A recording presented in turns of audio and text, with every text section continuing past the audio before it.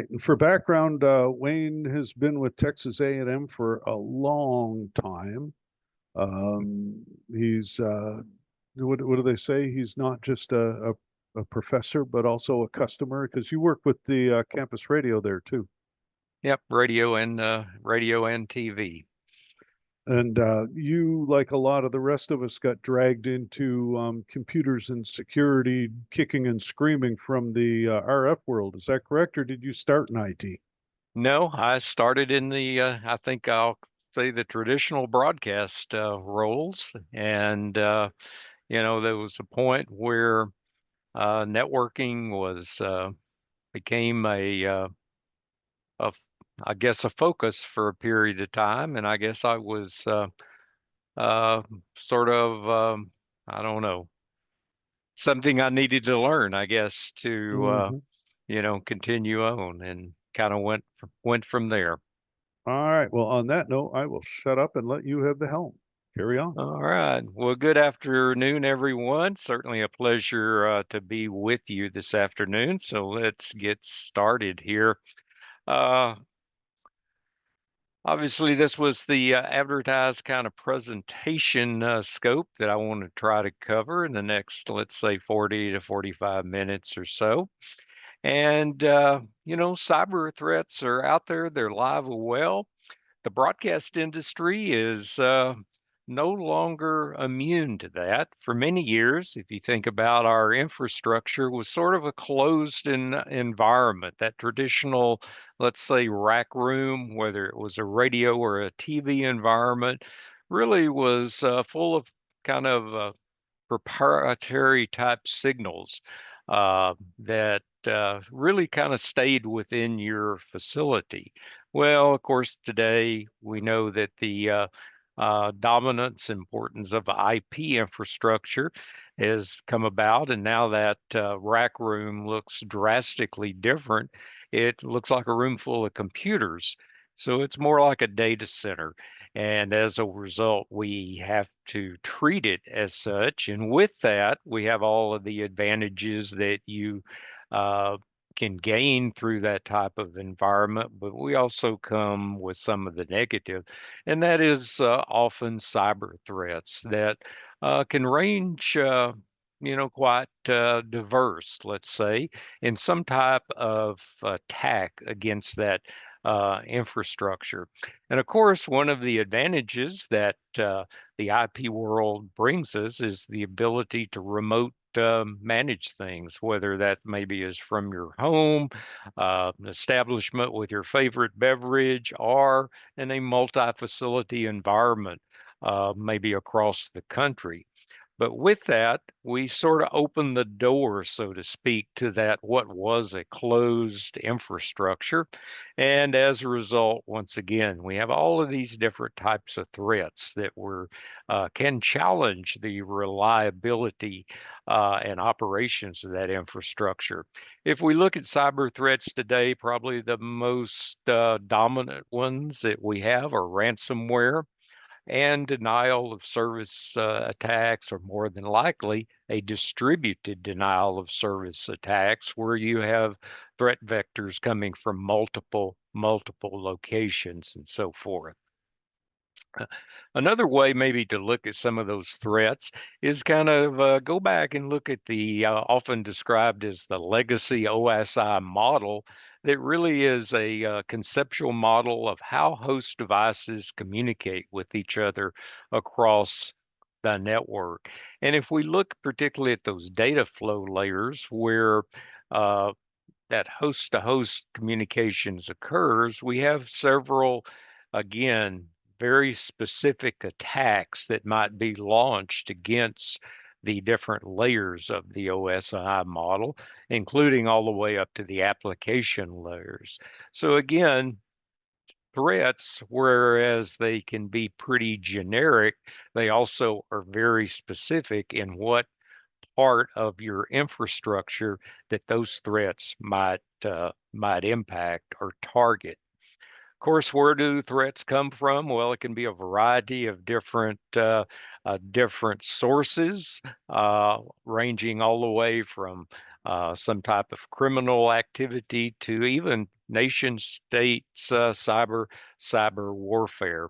In general, it's my opinion that most of uh, threats targeting broadcast infrastructure are either going to be the hacktivist type or a criminal. Criminals are pretty straightforward. They're just out to make a buck off of you. And often just a little bit of resistance or a little bit of barrier will send them on to the next target, so to speak.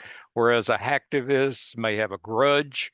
Uh, Against you or your broadcast facility, whether it's your programming or maybe some political stance, they might be a little more determined, so to speak. But if we take all of the cyber attacks and we look at those in terms of the process, there's a pretty generic sequence of events that occurs. Beginning first, we have to have or identify a target. And we can identify targets through various means of reconnaissance, all the way from utilizing information that might get posted in social media. So of course, one precaution is be careful what kind of information you do post in social media. Certainly, there's some tools out there that we can use again, the idea is to find potential targets to attack and even simple functions that are built into host operating systems, such as that basic ping command can be used to identify a potential target host. Once that target is identified and then maybe some malware is created for it and delivered to the target, often there's some dwell time that is introduced between when actually that malware is delivered and when it is executed. And dwell times might be hours, it might be days, or in some cases, it's found to be going on months or so forth. But in the end, result is successful, then the goal is achieved, and that might be again data destruction, maybe some uh, encryption of that data and it being held, let's say, hostage through some ransomware, or just simply divulging that information. So really what we want to do is stop the process at the reconnaissance stage. In other words, we want to prevent someone from exploring our network. However, because of that remote access that we often want, we've sort of cracked the front door open. So, in a realistic term, whereas we can't prevent all exploration, we can maybe minimize that by minimizing the visibility, particularly the visibility that we present to the public, particularly the public internet. So if we look at cybersecurity, I guess in general, it is based on many different principles, but there's kind of four that I want to kind of briefly highlight. The first is that of defense in depth, which is simply a strategy or a technique to present multiple security barriers. I think, the architecture of a castle illustrates this pretty well. If a barrier is breached, well, you're presented with another barrier and so forth and so on. So in our implementation, we don't want to rely on one protection. We want to have multiple protections. We also want to implement the concept of least privilege, where simply grant the minimum access to our IT resources that are required. And that access might be granted to a user, but it also might be granted to an application that is executing some type of workflow within your infrastructure. Often you'll see this as uh, named as deny by default. So as a default process, we want to deny access, then we want to grant only the level that is required to for a given business or workflow to be granted. Another principle, kind of a key one, is kind of the core objective of all IT security, and that is of the CIA triad, which again, the objectives are providing confidentiality of the data that maybe traverses our network, is stored or is processed in some type of workflow. We want to ensure the integrity. In other words, that data or that information is not modified in some nefarious way. And then, of course, the availability. And the availability is providing those IT resources to legitimate users, but denying access to those that should not have access to that information. Often the CIA triad is sometimes confused with at least a U.S. government agency with that same acronym, but really it has nothing to do with the Central Intelligence Agency in the U.S. Uh, of course, the CIA triad can be a adjective to a threat actor because these are the areas that you might want to target some type of threat activity. Then finally, we have the NIST, or the National Institute of Standards and Technology, cybersecurity framework, which is a kind of a structured set of guidelines and best practices that was developed in the US for government agencies and their cybersecurity compliance. But with that, it has become sort of the industry Bible of of processes, guidelines, practices. On the surface, it looks maybe fairly simplistic with kind of five what are referred to as core areas of identify, protect, detect, respond, and recover. But in reality, it is fairly complex because all of these core areas are divided into sub-core areas and so forth and so on. And it results in well over probably 1,000 practices or guidelines that one should implement.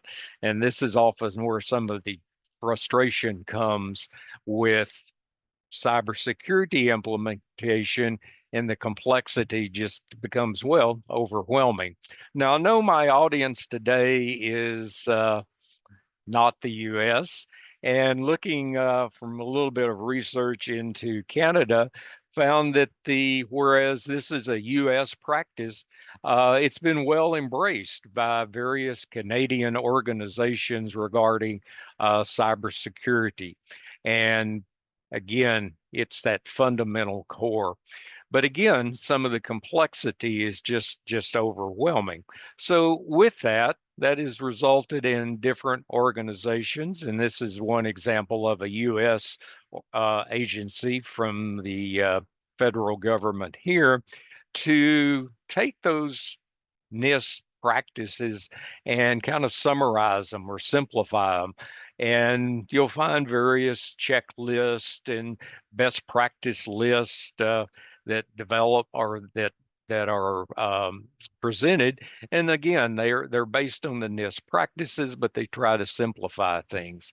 With that, however, comes some broad objectives that still often now we've gone from one extreme of very, very complex to now some very broad guidelines or objectives, and still you're sort of lost. Well, what do I really do? So, with that, I like to share with you, I guess, my checklist, which I'm going to refer to as some practical to do steps that hopefully bridge between that very, very complex and the maybe overly simplified process. So with that, the first thing we want to do is inventory our IT assets. It's hard to protect things if you really don't know what you have. Often you will find you have far more IT infrastructure than you either realize you have or admit that you have. Often there's legacy devices, maybe hidden in places and so forth. But having that inventory is a critical starting place. course, there's some tools that we can use out there. Maybe those tools don't tell you what floor tile something is hidden under or what ceiling tile may be hiding, but it can help you identify there is an active device out there and provides some maybe more granular information to help you identify that device. With that, you can use resources such as, again, another U.S. resource, such as the CISA Known Exploited Vulnerabilities Catalog, or the KEV catalog, which is simply a database listing of basically vulnerabilities that exist. So once you know what assets you have, you can use tools such as the KEV catalog to kind of build a risk analysis because you can't do everything at once. Uh, but you do want to focus on maybe the high impact, high likelihood type items. Again, working your way through uh, eventually maybe finally getting to the low impact, low likelihood type risk. Having the proper network architecture is essential for cybersecurity. And effectively, that is the segmented network. That network, you may find different names, but basically, it is an infrastructure of compartmentalized or isolated sub networks. Because what we want to do is limit the impact of a cyber attack if it uh, should happen. We want to contain that cyber attack again if it should uh, occur.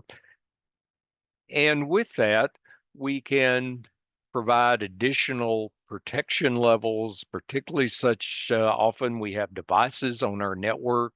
Often the IoT or the Internet of Things environment comes into play where we have devices on our network that quite honestly have very minimal, if any, security provisions. So we can sort of compartmentalize those type of devices and provide some external protection because they might not have really any cybersecurity provisions built into them.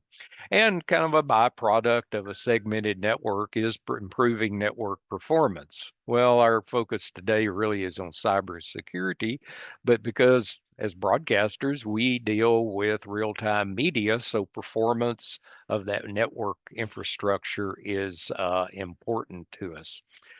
So to implement a segmented network, really, there's two ways to do it. One is simply do physically separate network. In other words, separate switches to isolate network segments, separate cabling and so forth, but not very practical, really, particularly from a cost-effective standpoint. So what that leaves us with is creating logical networks across a common physical infrastructure through the use of VLANs, and again, kind of the accepted way in which to do that. If we look at maybe what considered a kind of a conceptual network for a broadcast facility, this might be one way where we might create a segmented network using different VLANs for different logical or functional areas of a broadcast network. And of course, you look at a diagram like this and you say, oh gosh, that's a lot of network equipment. I could never, get the budget to implement all of that in my small network or even my large environment. Well, in reality, this diagram could be implemented in a single layer 3 switch of adequate port capacity. So again, it's it's one of those areas in which uh, you have to really look at your unique environment and your needs.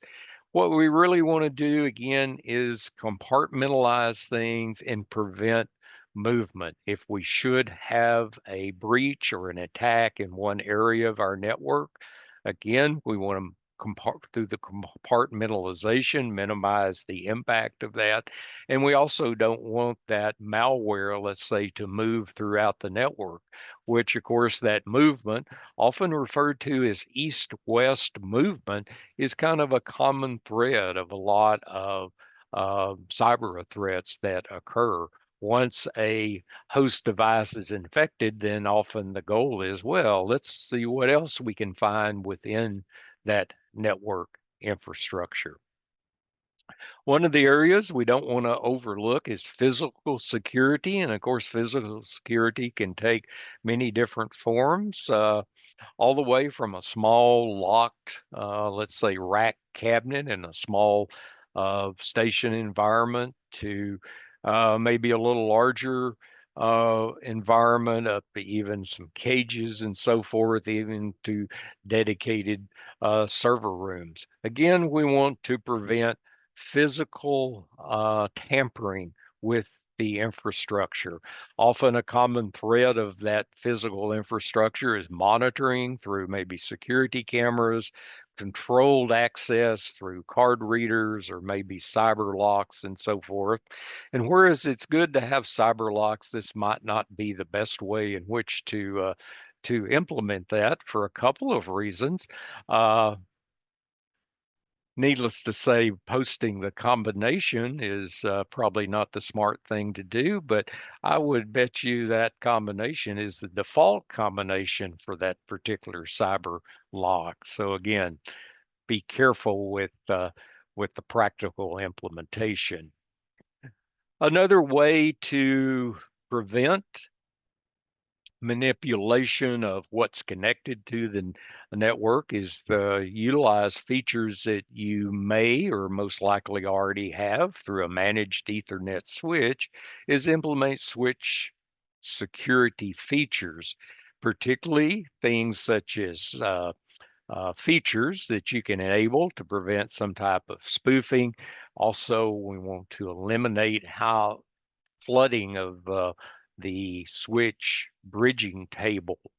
Uh, a common thing we want to implement is port security. In other words, we can use the natural, let's say, features of an Ethernet switch, which since they learn a MAC address of the host device connected to them, we can use that information to also detect and shut down ports when a foreign device is connected to it. So in keeping in mind of our defense by default that we have multiple barriers, okay, we've secured the physical part, now let's secure the logical connectivity.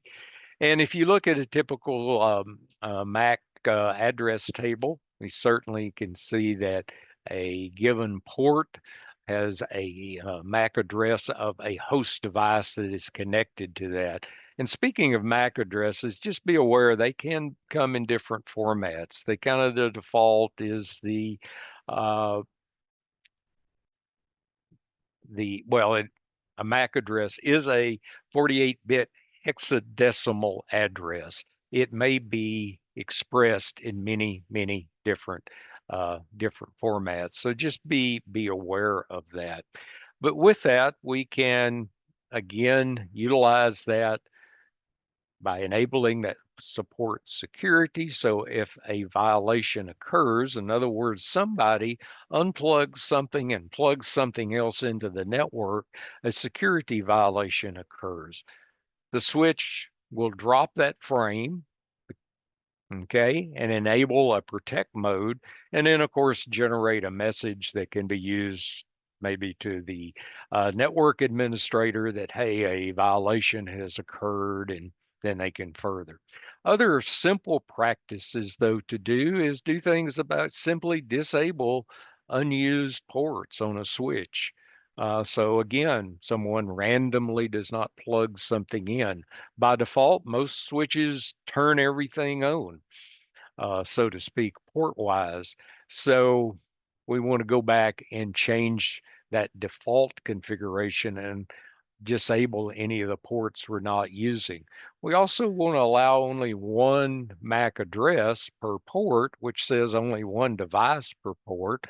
By limiting that to one, again, we can prevent maybe a bridge table spoofing attack to fill up a bridge table with a switch. Of course, what happens when you fill up a bridge table? Well, the switch will reboot. Whereas maybe not be permanently destructive, it is certainly disruptive and so forth. Again, we're going to utilize the VLAN capability to build our segmented networks and so forth. Another area we want to implement is that of packet filtering to control access. And packet filtering is simply looking at a layer 3 packet, particularly looking at information in the header, such as the IP address, the protocol, and we simply make a decision. We're going to either permit that packet or we're going to deny that packet by blocking it or dropping it. And with that, one key thing to remind that we're not really looking at any of the payload information. We're just looking really at header information of where that packet came from and where that packet is going, and maybe a little insight as to what it may contain based on the protocol. A couple of ways at which we can do packet filtering. The first is through the use of an access control uh, list, or we of course can use the firewall in which to do packet filtering. An access control list is really kind of that basic fundamental way to do packet filtering. It's pretty a basic level of network access control that we're going to implement that access control list either on egress interfaces or ingress interfaces. And we're simply, once again, going to make that basic permit or deny type decision. With an access control list, it may be limited, that we can only permit or deny the source IP address, or an extended one lets us make those decisions on a variety of parameters. Again, all header information and so forth. And again, we apply an access control list to a layer 3 device, either an ingress or egress interface. Looking at a real simple access control list from a practical application, remember in one of our ways in which to discover host, we might use the simple ping command. Well, I'd like to not allow anyone from the quote public internet to be pinging devices in my network. So a easy way to prevent that would be to implement an access control list on that ingress interface from the public internet. And simply, I'm going to deny, or I'm going to block the ICMP protocol, which is, of course, the core uh, IP protocol that the ping command utilizes. So I created access list and then I apply it to an interface. Again, the other way to do packet filtering is the firewall. And when we talk about firewalls, there's really two types. There's, of course, the stateless firewall, which is one that is based upon kind of that fixed rule set, really the same as an access control list. And we also have the stateful firewall, which is one that really is aware of communications between a host on the inside or protected network to the outside world. And it's expecting or aware of a return communications, and it automatically allows it. In reality, most firewall configurations you have will have a combination of stateless type rules as well as certainly stateful ones as well. And just when we talk about firewalls, we really sort of have to put them in perspective because there's many different types of firewalls, beginning with the first generation of doing basically packet filtering, which, and from that, there's different names that have kind of arisen to really look at kind of the purpose of that firewall. So a firewall in itself really needs some context with it to define more of that application. And of course, in implementing that, we know that firewalls can come in all kinds of flavors, all the way from just some software based applications, all the way to a wide variety of, I'll refer to them as appliances that we might use in our environment. We certainly want to think about encryption, and anytime, particularly that remote access is involved, we want to encrypt our communications. Inherently, the Internet protocol is not secure, so in which to secure it, one of the very, I guess, basic forms of security is that of IPsec, or Internet Protocol Security. That really is available in kind of two forms, either the transport mode or the tunnel mode. And it really is not one is necessarily better than the other. It has to do with the application you're doing.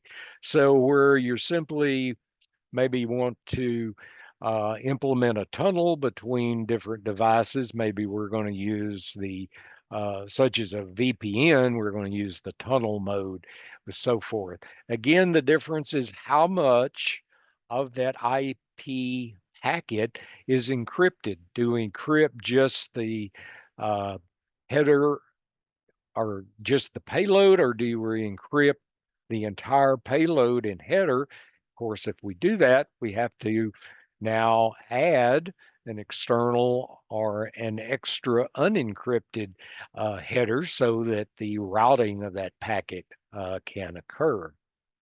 Of course, we have host devices in our infrastructure that we need to secure those devices. And of course, that can take a wide range of devices, from host, desktop computers to maybe some specialized applications we might have. But we have also a lot of other devices that we may not think of being a computer that's in our infrastructure, but they are host devices, and we have to consider those. And of course, each device may be unique in itself, but in general, we want to harden those devices. And by that, we simply want to reduce the attack surface of particularly that host device's operating system. And some of the typical tasks we do is some very basic things about changing default passwords. You would think today you really wouldn't have to remind people of that, but there's still an awful lot of devices that exist out on the public internet that have default devices in them. And I'll even show you an example here in a few slides later. But by hardening, we want to get rid of stuff maybe we don't need. In other words, services that are turned on by default that I don't really need, so I can minimize my attack service by getting rid of that service, by disabling it or removing it or whatever.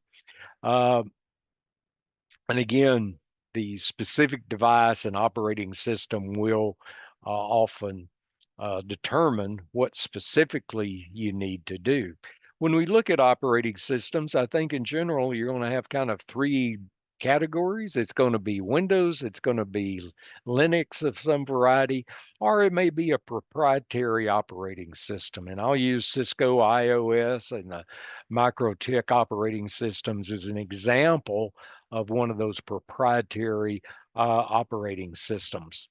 When we look at operating systems, again, they can come in many varieties. And just to put into perspective the number of different versions of Linux or the different versions of Windows, out there that exists. Now, particularly in the Windows, there's some of the old ones that are long deprecated we shouldn't be using, but we probably are. So kind of have to be aware of that. And often, there's a reason that that host device with this old application is on it and an old operating system. There's no longer any security updates for, but it's pretty essential to your operation. So that's one where you utilize maybe some packet filtering to add some external levels of protection to those type of devices. We also want to monitor our network infrastructure. As broadcast engineers, we're pretty familiar, I think, with monitoring our broadcast infrastructure. Certainly, I'm sure we all have transmitter remote control systems that gives us alert when problems occurs, or maybe even the transmitter itself sends alerts and so forth. But we want to do something similar. Uh, with our IT infrastructure to various performance factors, because often a change in performance factors without really a business case often points to some type of cyber event. And there's all kinds of platforms or software out there to do that, from paid type products, some very maybe inexpensive to pretty pricey. But there's also a world of open source solutions out there. And all of them kind of do similar things. They provide this kind of common dashboard so you can have kind of an at a glance look at the health of your infrastructure. And of course, the alerting is a similar. This is an example of let's say a for money product, and another is an open source. Again, in general, they're similar, but they're also different. So I think you'll find similar products or capabilities that exist in a lot of these. Heavens forbid we have an event that occurs that is destructive. So we want to have a restoration plan.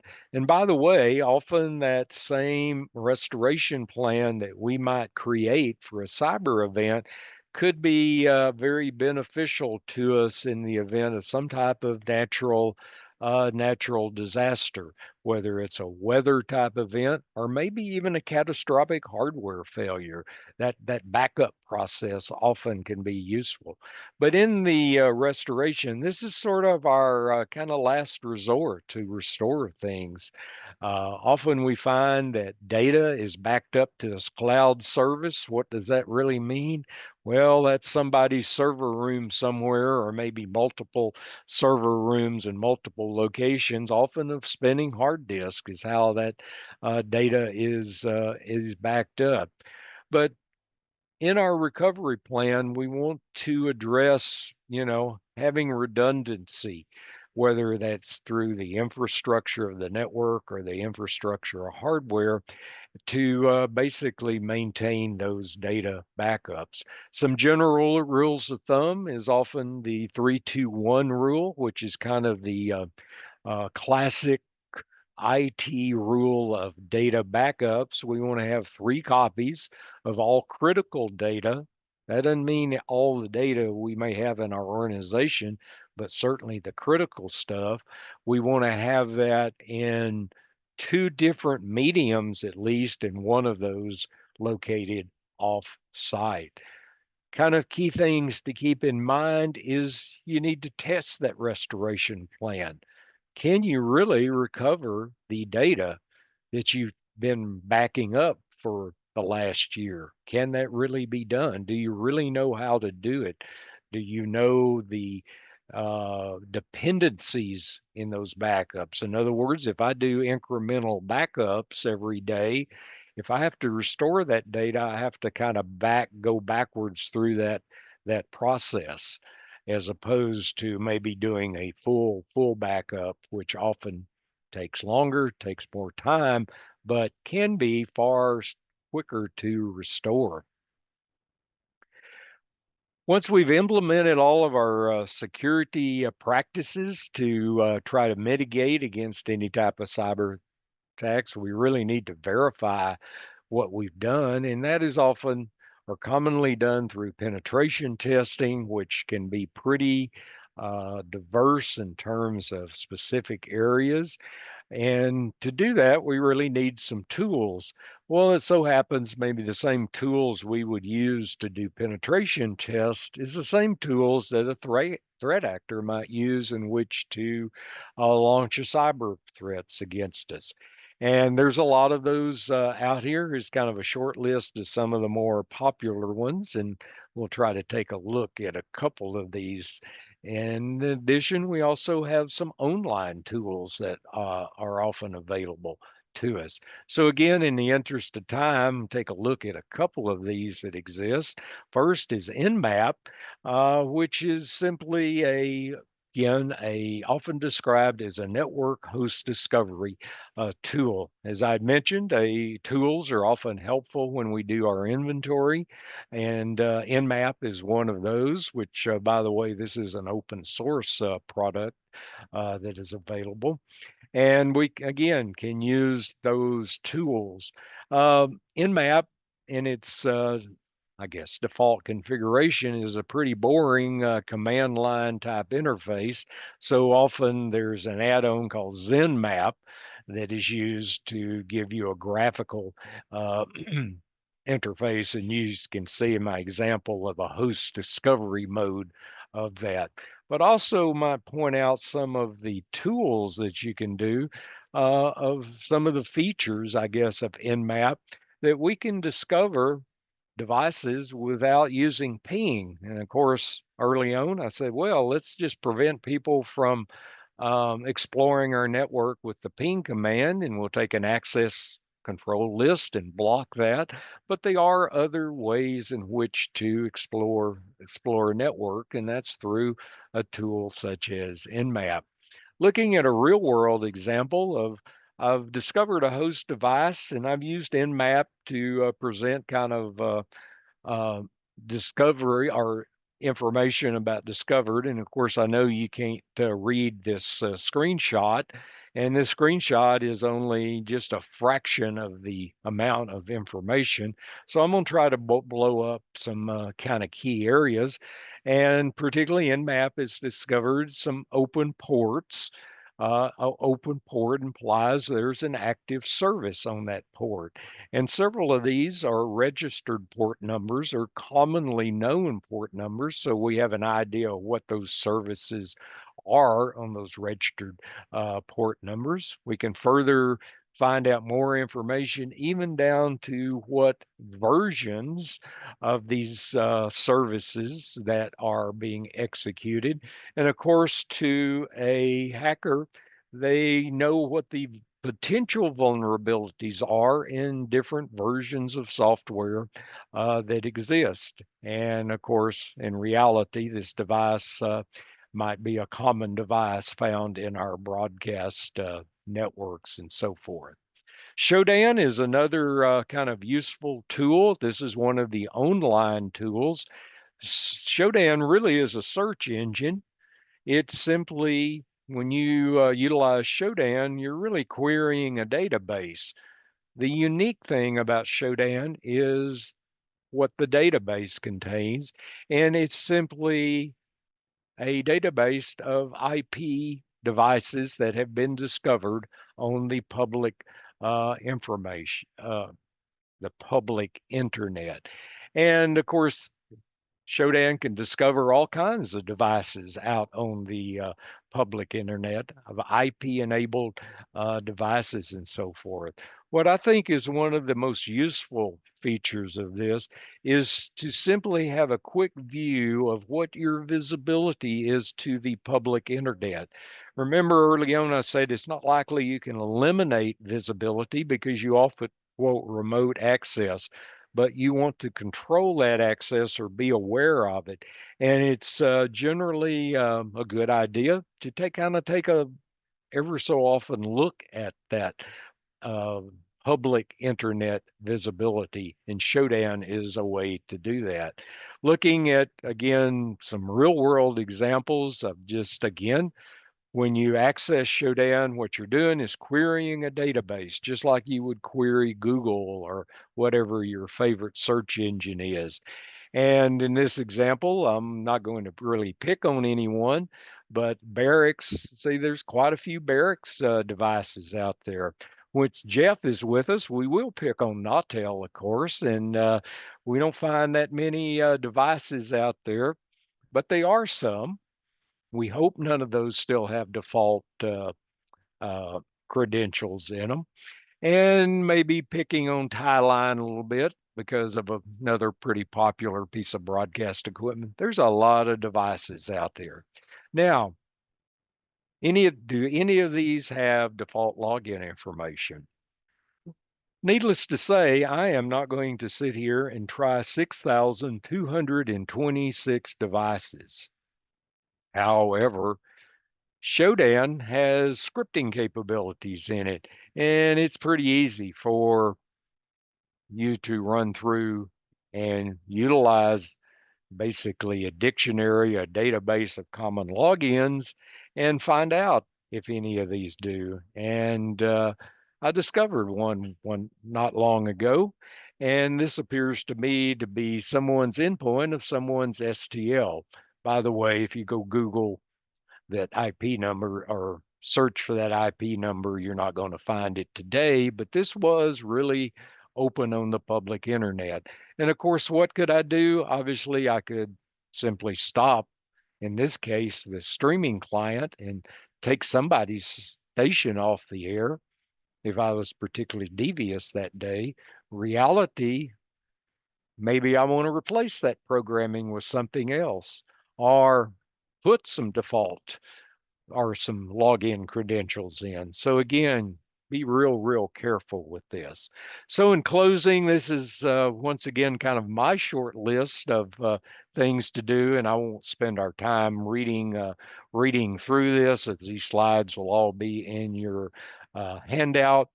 But keep in mind, all of these things that you might do can really be instantly negated by a successful social engineering phishing attempt. And social engineering is alive and well out there, particularly when ransomware is involved. The key to preventing social engineering really boils down to user education and user training. And that training really needs to be periodic, not something you do 1 year and 5 years later. Oh, I guess it's time for some more um, training. And there's a lot of, again, resources out there to help you do with that. So some closing kind of resources of a lot of different tools that I have mentioned. Hopefully this list has captured all of those there. And with that, I thank you for your time this afternoon. I always welcome questions, whether it is today, and you can see contact information for me on the screen as well. So, Mr. Chairman, we'll turn it back to you.